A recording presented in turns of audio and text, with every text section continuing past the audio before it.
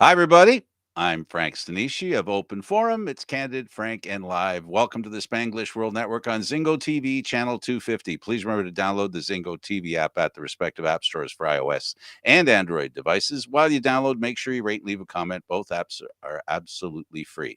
Zingo TV is available on Google Chromecast, Amazon Fire TV sticks, Roku sticks, and also on all smart TVs 2016 forward.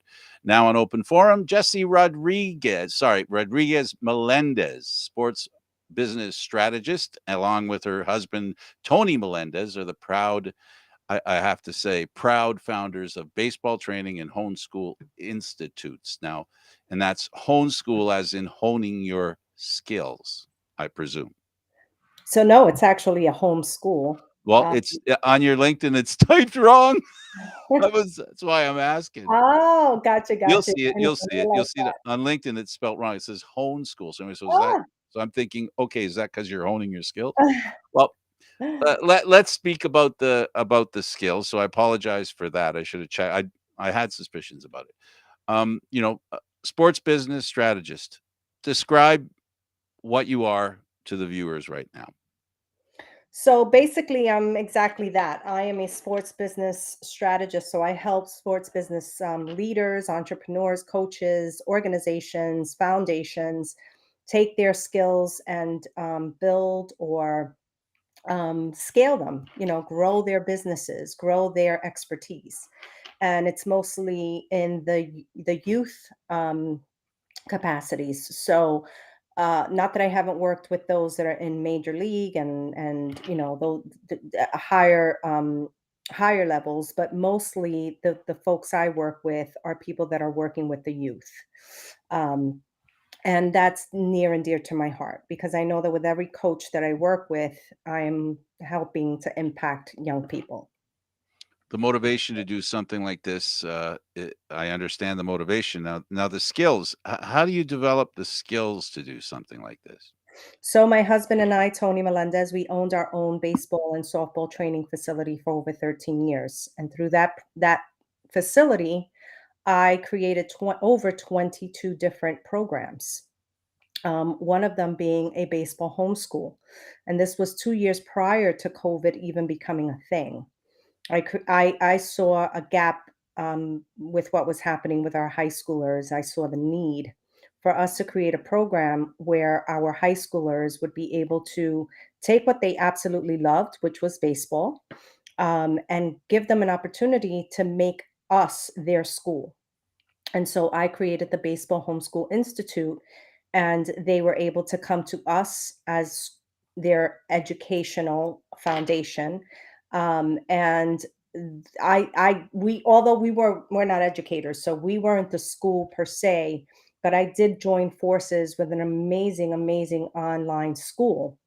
And so our boys, when COVID hit, they were well prepared and everything continued to flow for them because they were already on the online space.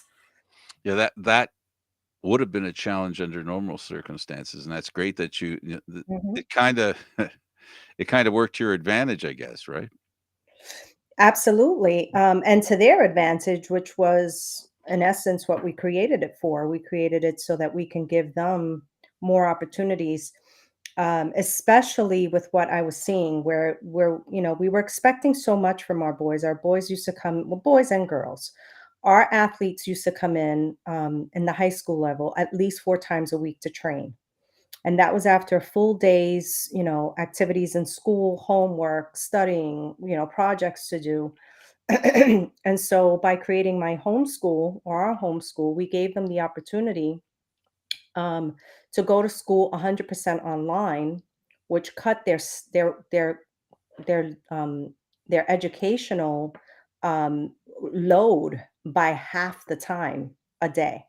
So if they were generally in school 7, 8 hours a day, they were with us in school or in class, I should say, 3 or 4 hours a day, leaving them all the rest of the day to really hone in on their skill, which was baseball, which is what they really wanted to do to make themselves better.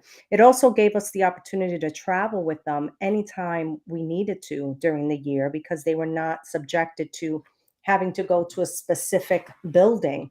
they could go to school wherever we were. And so for 10 months, we actually took a group and they lived in Tampa, Florida for 10 months and they Now, were able to go to school there. it's a pretty interesting commitment, on your part and on Mhm. their part.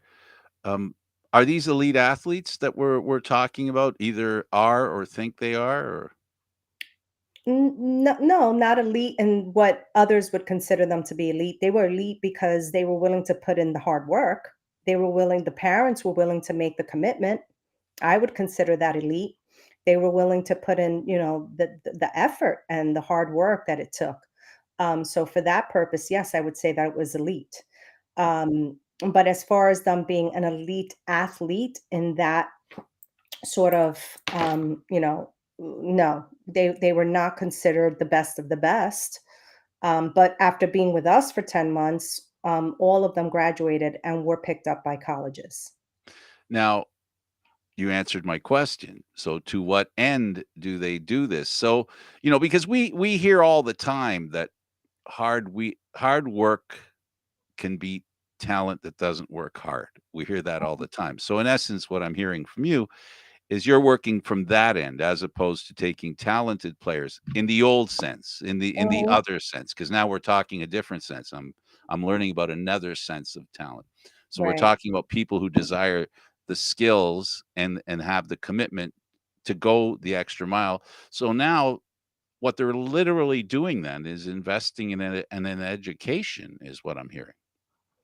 In an education and in an experience, because now they're having a full baseball educational experience. Because in addition to them having the opportunity to go to school 100% online, then of course they get fully immersed in the sport. And in addition to that, living away from home for 10 months is a whole different kind of experience, especially these high school boys. And so it's almost like a prep for them for college because they did have, or, they had responsibilities and we made sure that they had responsibilities. And in addition to them having to just, do their studies and their baseball regimens, they had laundry, they had, cleaning day, they had we used to make sure that they knew how to shop for themselves. So we would take them grocery shopping and we would teach them, learn how to shop wisely, how to tie a tie, how to fill out a check. So we looked at this as a full mentoring opportunity. It wasn't just an educational, experience. It was a full blown mentoring opportunity for us as well. It also, what we've learned with the pandemic, you were talking about the pandemic is, homeschooling because of the pandemic got a bit of a black eye, no? Hmm. And how do you react to how your situation worked much better than the people who ended up being homeschooled on an emergency basis, I guess would be the thing, whereas a planned homeschooling experience. Well, and very different, and I'll tell you what we experienced because of it. So, the first thing was our school, because it had been already doing this for 25 plus years, they were very, very prepared. They didn't have the glitches that everyone experienced when first having to be forced to go to school online.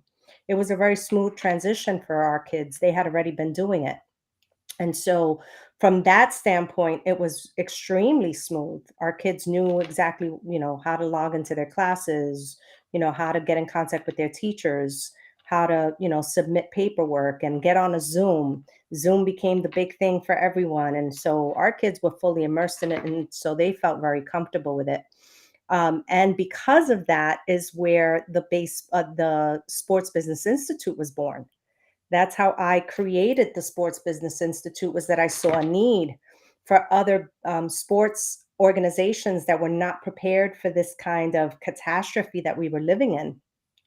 And I said, okay, for those folks, and I understand the pain, how can I lessen that pain for them? How can I teach sports organizations how to take their expertise and turn it into online courses or online training? How to develop marketing skills for this new type of mindset that we're living in. And that's how I created the Sports Business Institute.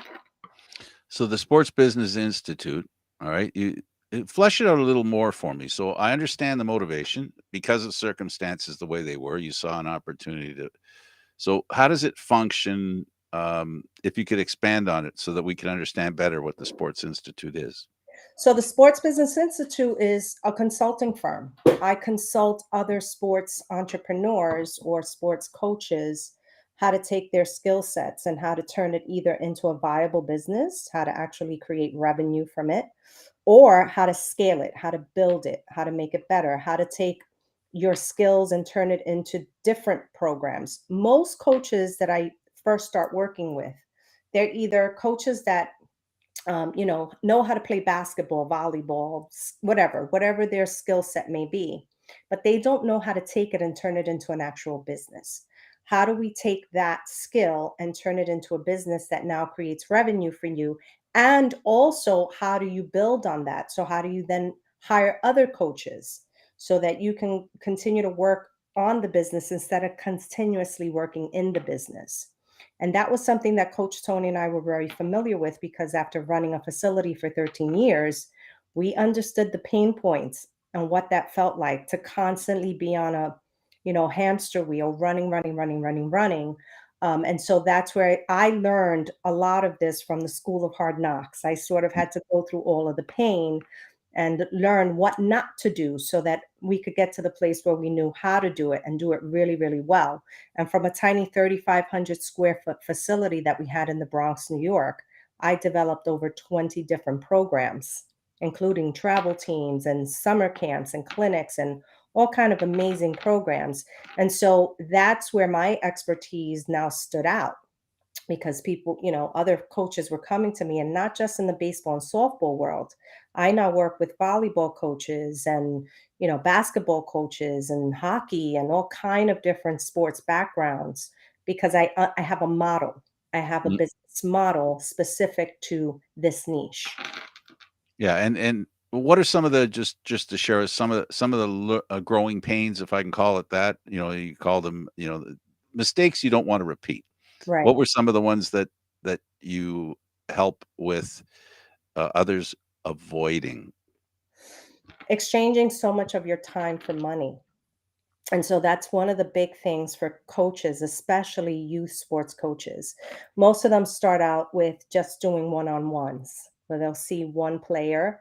And so, how many players can you see a day? These kids are usually in school, so you don't first start till 3:30, starting with lessons.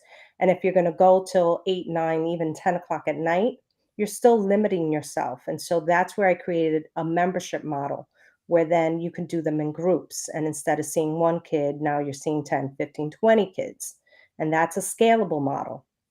And then, of course, there's the clinic model where you do specialized clinics throughout the year, summer camps, travel teams. I mean, there was a million other different programs that I throughout the years created to help instead of because I saw that was the mistake we had made, and we had an overhead, and I said, how in the world are we ever going to be able to survive one coach, one player, 6 or 7 players a day? There's no way. The math wasn't adding up. And so then I created this scalable model where we were able to create memberships out of that. It also gave us continuity and recurring revenue every month.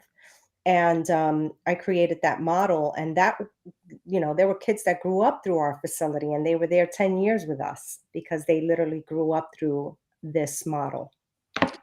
When you talk about a business model, which is totally understandable, what kind of relationships are required to make your business model successful? Do you help as well in kind of pointing as a consultant the kind of people a business should make up? So if the primary business operator, Mhm. do you help them also with the kind of people they should bring in, job descriptions, that kind of thing, so that basically you're basically, I guess, creating the new management tree as well? Absolutely. And it depends on the sport, right? So each sport is going to be very different. I'm going to use baseball because it's what we did. But what we used to do in our facility is we would train our coaches under our banner. And Tony had a coach's curriculum. And so he would literally teach the coaches. If I was bringing in someone for business or for the management side of things, then yet there was some skill sets that I wanted them to have, but there were just some things that were just so unique to our business. So I would train them in our system. And it's exactly now what I do with my coaches or my organizations is I'm teaching them exactly what I taught myself and what I implemented through our business as well. I guess sports widgets is a thing after all. Huh? It's something you have to do, right? You create a widget and then you replicate it. How Abs easy is it I'm sorry. How easy is it to replicate? it is pretty simple, I have to say. Once you've got a solid model, depending on, again, the type of business it is. So, again, I'll give an example. I'm currently working with a volleyball coach. She is phenomenal. But volleyball is very different from baseball or softball. But when you look at the business model itself, because you're working with athletes, the models are pretty similar.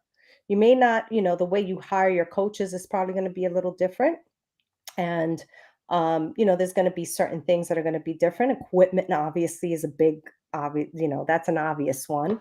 But there's a lot to this that is very similar. Yeah, I did the same thing with a bike coach. I took this model and I taught her exactly the system to implement, and she grew from seeing 2 or 3 people a day. She's too busy, she's looking to hire coaches now. So the model works, and it's consistent with what I've been able to do with all of my coaches and my consulting clients.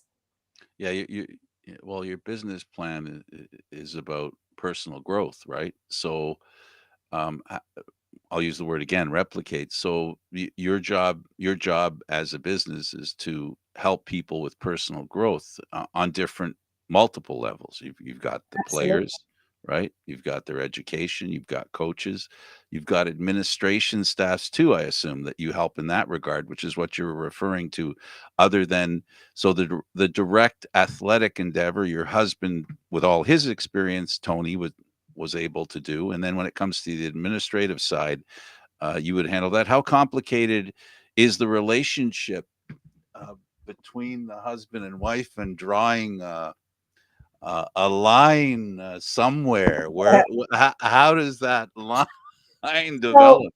I love this question because this has to be the biggest question I get when I tell people that we're a family-run business.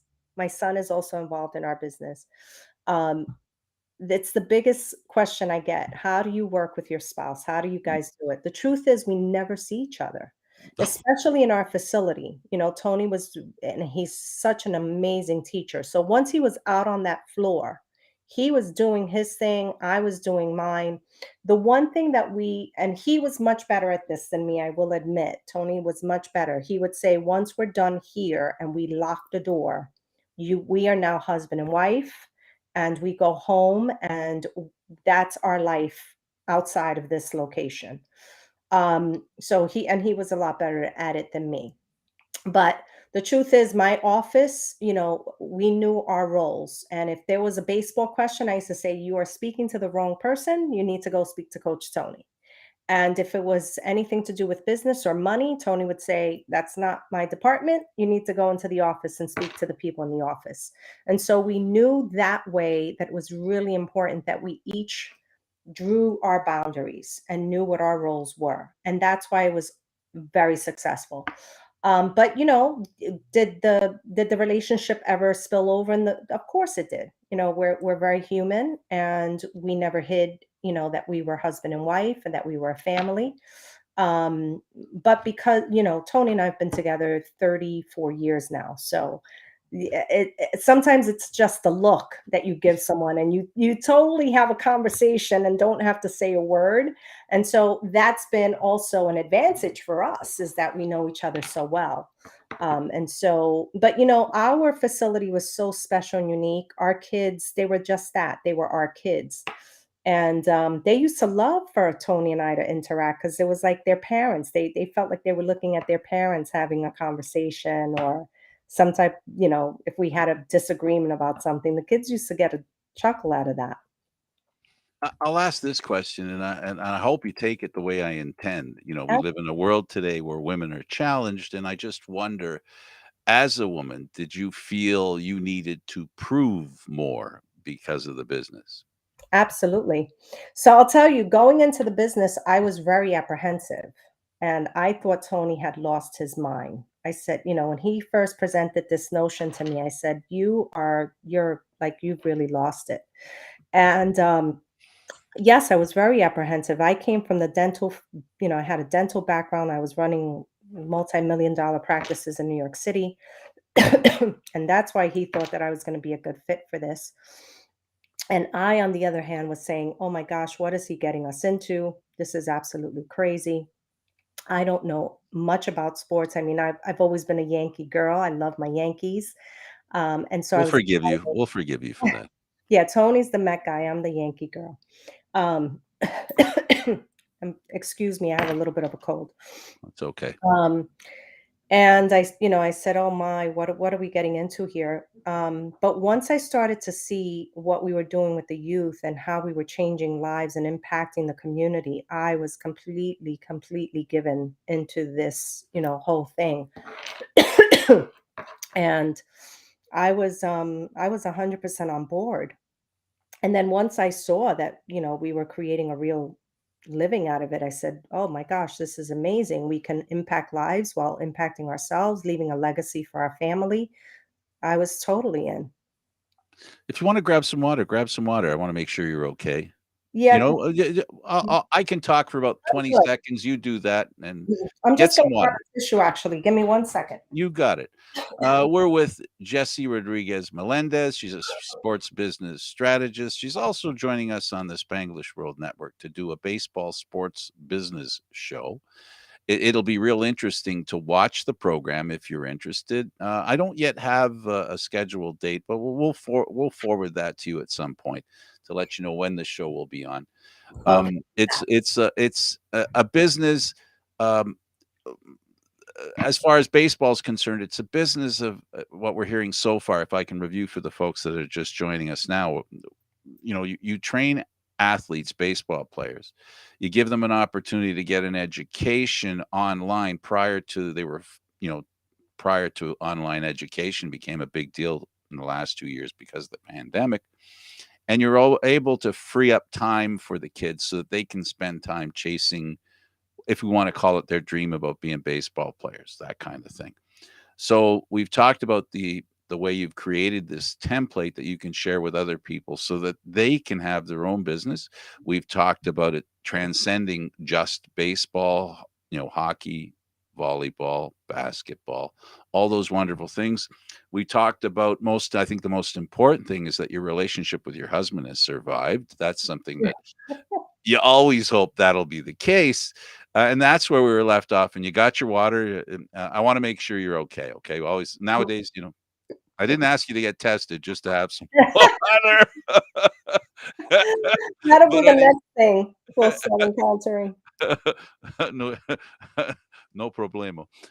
So being a business practitioner, we're touching a little bit in being a woman, and nowadays women are being accepted more and more in doing things that maybe they haven't, done before. The first woman to, the first woman who, all that stuff. Right. And in your case, you're doing something have you found any other women that do what you do, or people at all that do what you do? So that's a great question, because when I first started out, there weren't many other women for me to reach out to and look for some support. And being a Latina woman, I found added a little bit more, fuel to that fire. But I was determined once I saw that, I had gotten really good at what I was doing, I was determined then to open the door for other women. And so now that I am working with other sports entrepreneurs, that's exactly what I say to them. I encourage them to never allow their gender to be the excuse. There should not be an excuse. If you're making a difference in the world and you're impacting, especially young people with your talent, then that should be, that speaks for itself. And the youth that you impact and what you create for them in their lives, um, you know, I mean, that's it. That's what this is really all about. And it's really why I continue to do what I do is because at the end of the day, again, with every coach that I work with, I know that I can't reach every kid. We reached through our facility, we reached a couple of thousand, I would say, and we helped over 100 of them get scholarships go to college with scholarships. But now working with other coaches and in other sports, I'm like, my gosh, with every coach that I work with, if they have 2 or 300 kids that they're touching, then that's now hundreds of thousands of kids that I indirectly get to impact. And so that's my motivating factor every single day. And just to know too that with every coach that I'm helping, especially if they're women, that if they see that I was able to do it, then they absolutely can do it. And that also gives them encouragement. The good news is one thing, the bad news is the other. Your good news is it is. I think I don't know what the situation is in the Bronx in New York as far as education and sports athletics in the younger children before they, early high school, before high school, where schools budget wise have Mhm. really dropped. Post school activities. Do you feel that you're filling a void that is being created through time because of economics and, school boards? I'm not suggesting that they're turning their back on sports, but they have to make serious choices. Well, yeah, I mean, and we're no longer, let me be clear, we're no longer in the facility in the Bronx. Our landlord sold that building almost 3 years ago. So we were so lucky that we had already gone online prior to all of that. But I do still stay obviously very connected in what's going on with sports in the Bronx and in school and especially the high school level. And it is, yes, it's very, very concerning because there are so many different programs and now are no longer exist. And so that's why programs like the Baseball Homeschool Institute became so vitally important, especially for the high school age player that is truly inner city that doesn't have an outlet and is looking for an opportunity or a better opportunity to showcase what they have. I mean, we've got some incredible talent that come out of the city, the boroughs of New York. Incredible talent. And just like every other kid, I would want our kids to be able to, showcase those talents. And so programs like the Baseball Homeschool Institute provide them that platform, and especially because they're not limited by having to go to a school building. They can attend a tournament in Puerto Rico for 3 weeks because they get to take school with them. And those that was intentionally one of the biggest reasons why I wanted to create a program like that really gave the athlete the opportunity. And now that we're doing it not just with baseball, we're now expanding it into softball.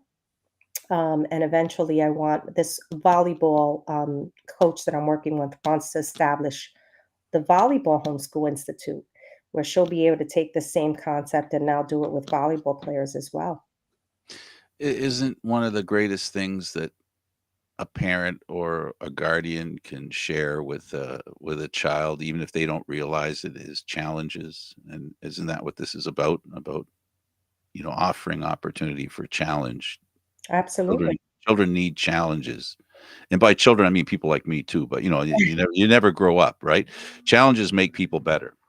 Yeah, and because of COVID, I'm gonna say that for me, there's never been a more important time than what we're living right now, because so many of these athletes lost a huge chunk of their lives, not just through because of with sports, but just in general, social activities and educationally, obviously.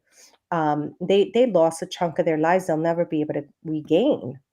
And so, being given an opportunity that allows them to spread their wings some now, where it's not just back to school, and back to things as normal, although nothing is normal anymore, but it's not just back to normal. It's let's explore a little bit now what other opportunities there might be, so that if something ever happened again, one, we will feel more prepared, and two, we'll have some options. Athletes weren't left with a lot of options during COVID. No, and children weren't, The and children, for sure. teenagers weren't, right? And I think to your point, um, you know, a school is brick and mortar where Mhm. children go and meet other children and have face-to-face conversations and relationships, right? Right. And that's, the growth of children, and as I said earlier about challenges and motivation, right? They challenge each other. Is there any kind of connection? Well, you said they go to Puerto Rico. Speak to the opportunities that these kids of like mind, of like experience, how they benefit from homeschooling and your institutes. Well, one of the things that, and this is all in the works and things we're speaking of doing, but one of the things that I really want to do is we want to expand. We had started some work in the Bahamas prior to COVID. We had brought one of our camps down to Bahamas, incredible talent in the Bahamas. And we actually started a homeschool unit in the Bahamas. So we had a couple of kids that were involved there. My vision with this has always been to have, multiple locations, and at some point bring all of those players together in a tournament somewhere, locally, maybe Florida, or, somewhere where they can all come and get to know one another face to face and actually compete against one another. Friendly competition, and also give them opportunities where they can be showcased. So if they're of a certain age, we can showcase them and now give them educational opportunities, to explore what's available to them that way as well. We haven't talked about um, the specifics on how you help with them getting into colleges. One of the things I know about sports is one of the biggest things that athletes need is they need video. They need proof of what they do, Mhm. examples of what they do. So recruiters can look at a picture or a series of pictures, and I'm referring, of course, to video and live game recordings to show prospective recruiters what this athlete might be able to do in their own minds. Yeah, so I've always loved video, and I believe in the power of video. And so, way before this had even become a concept, what we used to do in our facility was we would showcase our kids through these Zoom opportunities. So, we would have college coaches Zoom in, and we would actually showcase our players at the facility. The other way was to actually involve them through our travel teams and bring them to different states throughout the US through these tournament experiences. And they would showcase their talents that way. And that's how we got a lot of our kids college scholarships. We would bring them to Texas, we would bring them to Florida, all over the Northeast, California. Um, and so our kids got to play in these different tournaments and got to showcase their talents. And it was always interesting because, being the coming from the Northeast, they people used to say, "Oh, they're not going to have that much of an advantage. They only get to play a certain number of months out of the year." But what a lot of people didn't realize is these kids were training 6 and 7 days a week because we had an indoor facility. And so, our kids really shined. It was amazing to watch, and exciting for us to see that, these kids that come from inner city were going to these different states and, causing all this buzz and being given college opportunities. With inner city comes the, someone like me who's not from New York, and I, we all have our prejudices, right, or our Mhm. assumptions, right? So Yep. when you say inner city, how do these children afford to be able to be a part of what you're doing? Great question. So the parent support was amazing. We used to do a lot of fundraising. We used to do all different types of events. We would raise, a lot of the funds for them to travel. And I'll say this, because we were in a city, we made it a point. Our kids, we used to tell them when we travel, it was always shirt and tie on the plane. They had to be well dressed, pants where they belonged. Their hair had to be, well kept. So we were very, very strict. The kids in our facility were not allowed to curse. We did not allow, foul language. They had to show utmost respect to officials, to their parents, and to themselves. And that was what made us stand out. We would travel with our players, and it was, I mean, we have all these beautiful memories and all these beautiful pictures to show and video, of how well we were received wherever we went because our kids knew that that was the stipulation to play for us. It's I know it sounds archaic, it sounds even elitist almost to suggest that, people who if you convince children to wear suits and dress uniformly, not in a Mhm. bad way, but in a Right. good way, where they essentially dress as a team, right? Isn't that part of the Right. reason why you believe in that? And Absolutely. their attitude is to speak as a team that no one should, do anything to hurt the group. And Right. so, team concept is very important in sports. How else do you instill that kind of mentality? Because it's very important. We talked about hard work, we Mhm. talked about opportunity, we talked about challenge, and now demeanor. In what other ways do you train demeanor to make sure players understand there's more? There are other facets of your game that you need to work on. Well, for one thing, Tony always taught our players, you be the first one on the field, you be the last one to leave. You make sure that when we're done, the area is kept and clean. You make sure that you go and you shake the other coach's hand, look them in the eye, be respectful as well as the other team, members, your opponents. You make sure that it was, the way we looked at this is we were truly mentors. We were mentoring from the moment they walked in the door. So it wasn't just while they were training, it wasn't just while they were playing. These were young men and women we were forming, and we knew that. And that started from the top. That started from us. The way we spoke, the way we carried ourselves, the way Tony, went to a game, the way Tony spoke to his coaching staff, the way he spoke to the, officials and the opposing team and the coaches. And so there was always the first example was we were leading by example.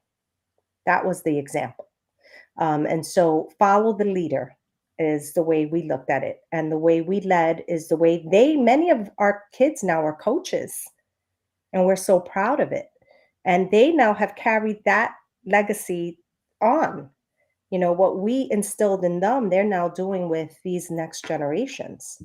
And so, that for me is again what this is all about. Because every time we see one of our kids now, they still approach Tony with the same respect. Or we'll have kids that have gone married and call us and say, I want you to meet my wife. I want you to meet my kids. It's because of that. it's truly, baseball obviously was what brought us together, but it was all of the lessons that they learned beyond that is what's kept us together. I like the story myself because I can imagine that you travel as a group and you show up somewhere and people say, "Oh, here come the inner city kids from New York," That's and they're right. not anything like people expect. Am I saying something terrible? No, you're absolutely correct. And that was, we knew that. And so for us, I mean, we had pilots. I remember on one flight, the pilot came on and said, I would like to acknowledge the TM elite baseball players from the Bronx, New York, that are on board with us. And the whole plane erupted. And everyone then, after, as we're getting off the plane, they're like, my gosh, who would have known? They're all so well mannered. They're so respectful. They look so wonderful. I mean, it was just a delight. We walked around like proud parents all the time because we knew they were talking about our kids. So, it was an amazing experience for us because of that as well. Not that I don't care about the parents and the sisters and the brothers, but I could just see the grandmothers going, "That's what I'm talking about." Exactly, exactly. Yeah, I admire what you're doing and um, building, you know, building a person's game, right? It takes more than just building their game. You're building the person, and what we've Absolutely. learned in this interview so far is that, and we don't have much time left, but what we've learned thus far is that building an athlete is a great opportunity to build a great human being. Es- Absolutely. Because of the, if you want to speak to the lessons that sports teaches, we've heard a couple of what the organization teaches, but what does the sport teach? What are we missing so far that we've heard a lot of great things. What have I left out so far? The benefit of doing sports. Well, it's scientifically proven that any kid that plays a sport does better educationally. So that for sure is, I always point that out to parents. That's number one. Number two, it teaches them discipline, right? If you want to be an athlete, you have to be disciplined. Number three, I believe, not that I know because I'm also a brain trainer. It does amazing things for an athlete, or any let's say just a child that plays a sport, because then, if they eat well, drink tons of water, get their rest, it does good for their bodies. The exercise, the being outside in sunlight. I mean, these are all wonderful factors as a human being. We need these things, the interaction with other players, the competition, all wonderful things for children. And so I always encourage parents, get your children involved, especially in their community sports. Let them get out, let them meet the other kids in the community. You become a part of the community that way. You get to experience the people that you live amongst. And so overall, it's a wonderful experience for everyone. And Yes. it gives you a reason to get out and away from being behind screens or in front You, of a screen. yeah, the sad truth is that self-respect doesn't develop in a vacuum. That's You right. know, it has to be done in the open and there has to be given an opportunity. And I'm sure and I joked about grandmothers and parents, brothers and sisters and family must be proud of their children that you're teaching and you know at the end of the day every community needs positive examples and it sounds like you're creating a wonderful positive example and that seems to be your goal and it started well with in my mind when you were talking about preparing them for college you know these children are not just athletes a lot of times coaches I hear this all the time because we do lots of sports stuff and talk to a lot of coaches, a lot of owners of organizations, teams, and Right. they talk about picking players with character. Mm. How important is character development, and what are some of the challenges to ensure that you can build that character? We've heard some of the reasons. Have I left any of that out so far? So, yes, I do say yes. It's very important for character. But in our case, we had to be those character builders. some of these kids were coming from single family homes, single mother homes, and you know, they were coming from challenging environments and didn't truly understand themselves even. And so we were helping to form that character.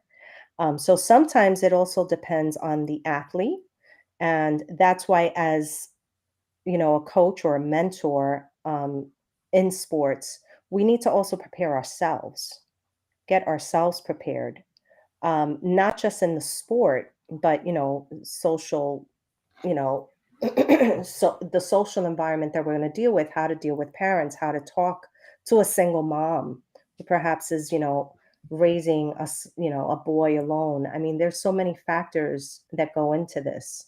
But sometimes you do become that character builder. And sometimes you have to go through the hard times with them, and you have to show them that you care. If it means you going to a school to talk to a teacher or a principal on their behalf, then that's what you need to do. And that's what we did. Yeah, I think I'll ask this question. So here you are doing all this stuff, and we're talking about the development of children and stuff like that. How has it helped you and your husband develop as people? And I'm going to be so transparent here. Towards the end of us owning the facility, this is where it started to get tough for us. And I'm going to speak to this, and I hope that if there are parents out there, I hope they take this word to heart. The toughest thing that we notice and we continue to notice is that for parents that don't understand sports sometimes and don't understand what happens, with coaches, especially in the environment we're living in right now, everyone wants their child to shine, and we get that. We understand that. But if you're going to entrust your child to a coach or an organization, then you need to allow and pay for it, because a lot of parents are paying a lot of money right now for their kids to be taught, or to be involved in sports. Let them do their jobs. Allow them to do what they're there to do. Too many parents, Tony calls them parent agents. They wanna walk in, and at 10 years old, they think that their child should be considered for, some college already, and we're telling them, let each child live out their experience appropriate to their age. There's gonna be so much time for this child to be under this type of pressure. No 10-year-old should be, feeling that type of pressure. Let them play, let them have a, good time. That should be fun. And even when they're in high school, there's got to be some part to this that's fun for them, that gives them the motivation to continue to do it. Because if it becomes another job or another duty, then they start to feel like, why am I doing this? And we saw so many talented kids quit because they felt just way too much pressure. And so my word of encouragement to parents out there is, let let if you're going to trust your child to an organization or a coach or, some team, let the coaches do their jobs, and you go and do your job, and that's go and be a great fan and support system to that organization. And I want to underline what you said. Consider, I guess, what I'll say is, consider it a handoff. A parent's job is to find and decide and learn and investigate where the best place in their mind is to entrust their child. And Right. once that happens, just like a relay, you have to hand the baton and let Absolutely. them run that part of the race. Is the way I'll describe it. Absolutely. Yeah. So we didn't get a chance. We only have a few minutes left. We didn't talk about your brain training part. So we can treat it like a teaser. If we had another hour to talk about your brain training, help us understand in a couple of minutes what that means. And so I'm a certified brain trainer, which means that I teach, about the brain and the different parts of the brain and how it works. And on top of that, I'm also a certified neuroencoding specialist. So I teach people how to optimize their brain, how to take the science that's behind a lot of the thoughts that we have and why we have certain thoughts, and then causes a feeling, and that feeling causes an emotion, and that emotion causes something to happen. And so I teach others how to optimize their brains so that then they can have better mindsets.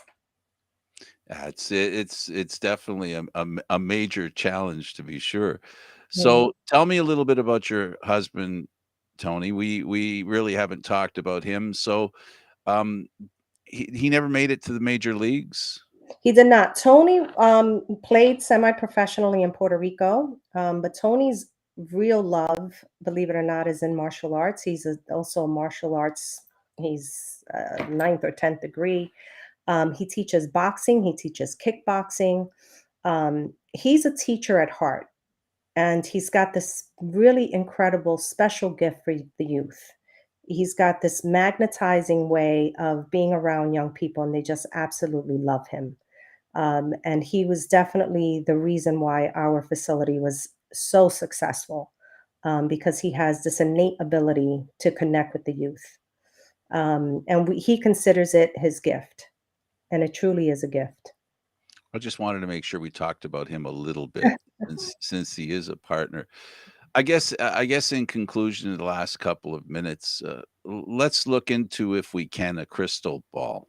We understand where you are today in regards to the institutes. What are you looking forward to in the next few years? Where do you see yourself in the organizations in a couple?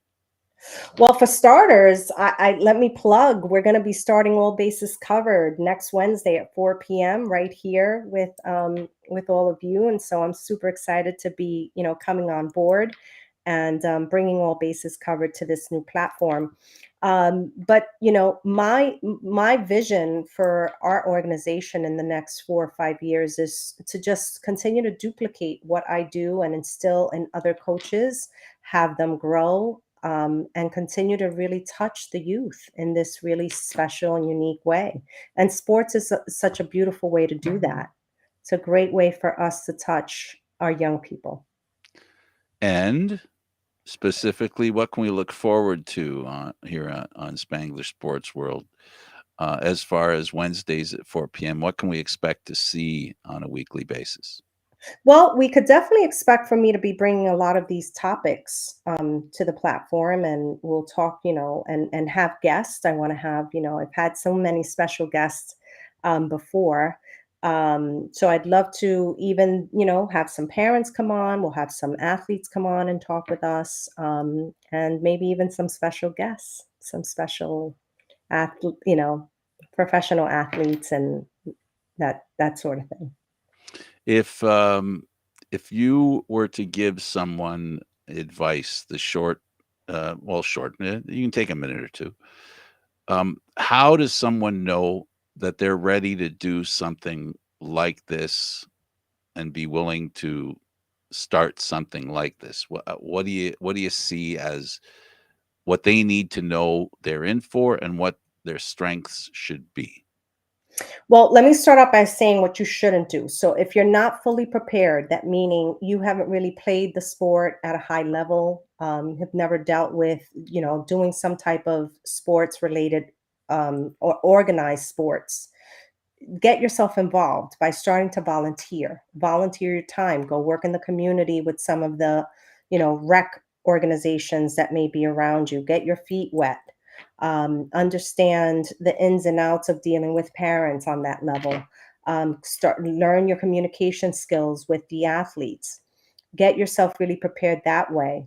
Once you really are prepared, or feel, you'll never be 100% prepared, let me just say that. But once you feel more prepared, then reach out to someone like me, or maybe it's someone else, and have them walk you through the steps, so you don't have to make all the costly mistakes that I did, because I had to learn it the hard way.